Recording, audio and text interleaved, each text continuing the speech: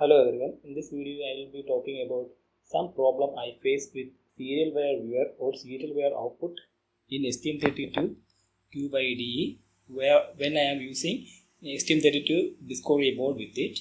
So here you can see a little program which actually utilize STM32 microcontroller, ARM based microcontroller serial wire viewer facilities. It is used to debug these ARM microcontroller.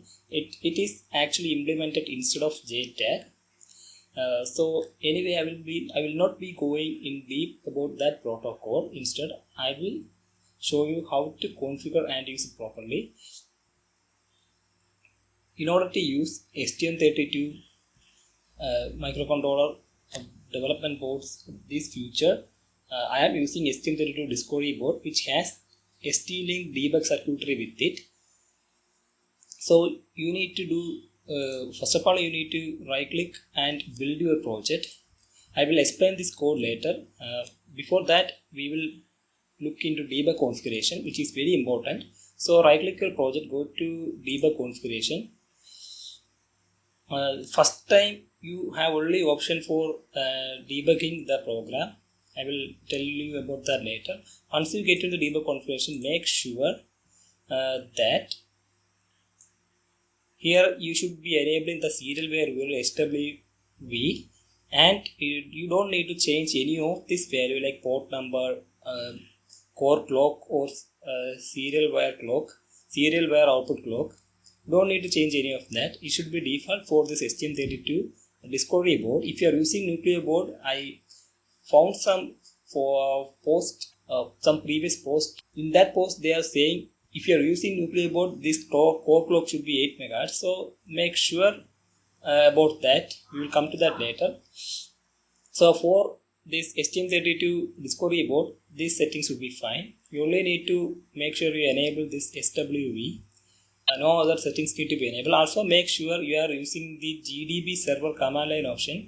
The interface should be SWD instead of JTAG, since as I mentioned earlier, we are using serial wire debug, which is actually a good replacement for JTAG.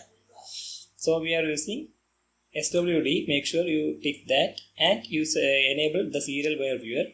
Then you can click apply. Since I didn't make any recent changes, there is this apply option is actually disabled in my case. So I'm going to press close. So normally you don't get this option. So you need to press this STM debug as STM32 Cube Cortex M C++ application. Then they will redirect you to that debug configuration. So first time you are debugging, you will be directly redirected to this debug configuration by default. In my case, I already debugged, that's why it's not showing. Okay, coming to the code side, you need to make sure 2 or 3 things I will tell you. First thing is that you can include this stdio.h library which actually carry the printf function. So inside this printf, you can just define a string, and whatever string you are actually trying to print out, you should make sure that you put /n at the end. It's very important because if you doesn't put /n, you will not get the output. It will just stuck in that section, and I will show it to you later. So make sure you put /n at the end of the string. Whichever string you need to print, you should put /n. Also, you need to go to source section. There you should open the syscall.c file. Inside that file, you need to paste this custom function, which actually I copied from my GitHub repo. So this is the custom function. You can write this code in your system syscall.c file. So I should be using this function. What this function does is it simply sends the character or data via this ITM interface, which is actually SWO or SWD section. So after that, you need to find this underscore write function and inside that function by default it will be using __io _putchar function. You need to comment out that function and you need to use your function to send that data. So basically it will be using pointer arithmetic to send the character. We will copy that pointer arithmetic and put inside our function called the itm _ sendChar function, which actually with whose definition is actually we pasted on the top of this file just after the end of the include files. So here you can see the custom definitions. So make sure you use this function inside that _write function. This is a low level function which will be implementing the function of printf. So after doing this thing, you can go to debug STM32, debug as STM32 application. So once you see this download verified successfully, that means the code is downloaded to your microcontroller. You can go to SWV ITM data console. If this option is not available, it can be made visible via going to Window, Show View, SWV, then they are selecting SW ITM data console. Just press this option. So you will get this window or console window. Here there will be no port 0 and we need to first the console will look like this. There will be no port 0 or any other port data. So we need to go to the settings. Here we need to enable port 0.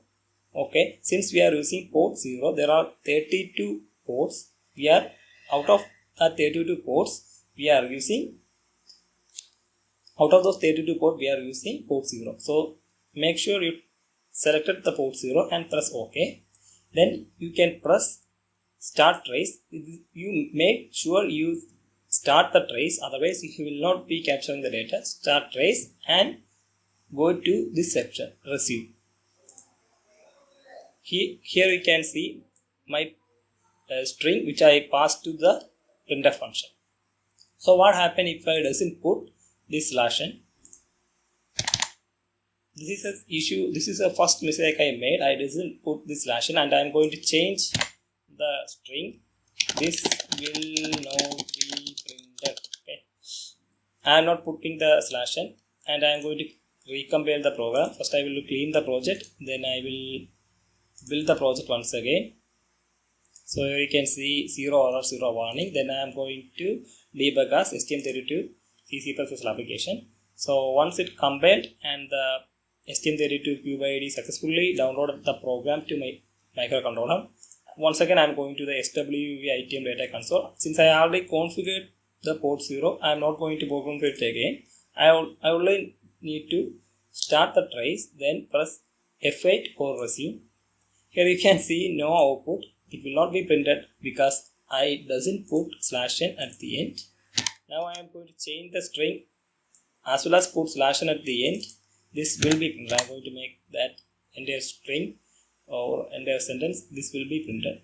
Then I am going to stop the debug section. Clean the project once again. Again build the project. Once it builds successfully, I am going to download the program once again. Now the entire string is changed. So let us see whether this time the printf function whether it will successfully print this string or not. So data console, start trace, press receive. Here you can see the string is printed. So don't forget to put /n at the end. It's very important. Otherwise it won't work. I will in another video I will explain why we need /n at the end. That's a topic for another video. I hope this will resolve almost all issues while using serial wire wear. That means there is no error and you are not getting your desired output on the port which you enabled. So also in case of STM32 Nucleo board, make sure the clock is set to proper range, proper frequency range. In our case, which is actually STM32 Discovery board, it's actually 16 megahertz. So you need to make sure the clock frequency of your particular board you are using to. And another common issue is forgetting to put a new line character at the end of the string which you are going to print inside printf function. That's the mistake I actually faced. Hope this video was helpful. I will see you soon.